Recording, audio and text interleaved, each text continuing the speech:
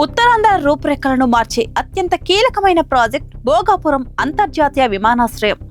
విశాఖపట్నం, విజయనగరం, శ్రీకాకుళం జిల్లాల భవిష్యత్తును మార్చే డ్రీమ్ ప్రాజెక్ట్ ఇది. అయితే ఇప్పుడు ఎక్కడ చూసినా ఒకటే చర్చ. భోగాపురం క్రెడిట్ ఎవరిది? టీడీపీ ప్రభుత్వమా, లేక వైసీపీ ప్రభుత్వమా, లేక కేంద్ర ప్రభుత్వమా? ఒకవైపు తమ విజన్ వల్లే ఇది సాధ్యమైందని ఒకరు చెప్తుంటే, స్థల సేకరణ చేసి పనులు వేగవంతం చేసింది మేమే అని మరొకరంటారు.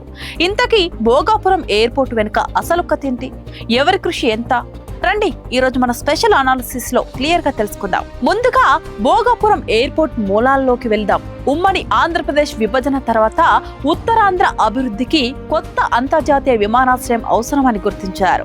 2014-2019 మధ్య అధికారంలో ఉన్న చంద్రబాబు నాయుడు నేతృత్వంలోని టీడీపీ ప్రభుత్వం ఈ ప్రాజెక్టుకి శ్రీకారం చుట్టింది.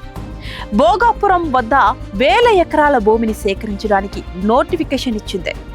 Bhogapuram international airport corporation limited ఏర్పాటు చేసింది.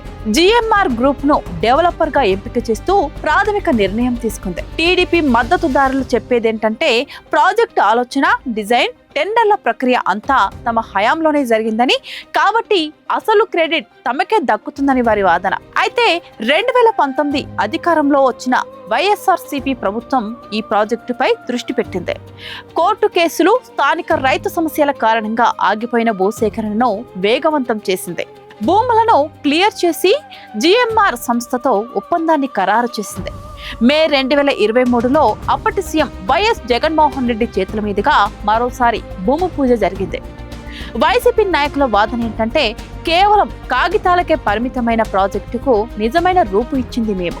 భూసేకరణ పూర్తి చేసి అన్ని రకాల పర్యావరణ క్లియరెన్సులు తెచ్చి పనులు ప్రారంభించింది మేమే అని వారు క్లెయిమ్ చేస్తారు. 2024లో మళ్ళీ కూటమి ప్రభుత్వం అధికారంలోకి వచ్చిన తర్వాత విమానాశ్రయాన్ని నిర్ణీత గడువులోగా పూర్తి చేయాలని వేగంగా పనులు పర్యవేక్షిస్తోంది. రామ్మోహన్ నాయుడు కేంద్ర పౌర విమానయాన శాఖ మంత్రిగా ఉండటంతో ఈ ప్రాజెక్టుకు కేంద్రం నుంచి పూర్తి సహకారం లభిస్తోంది. మరోవైపు కేంద్ర ప్రభుత్వం మద్దతు, జిఎంఆర్ సంస్థ పెట్టుబడులు కూడా ఇందులో అత్యంత కీలకం.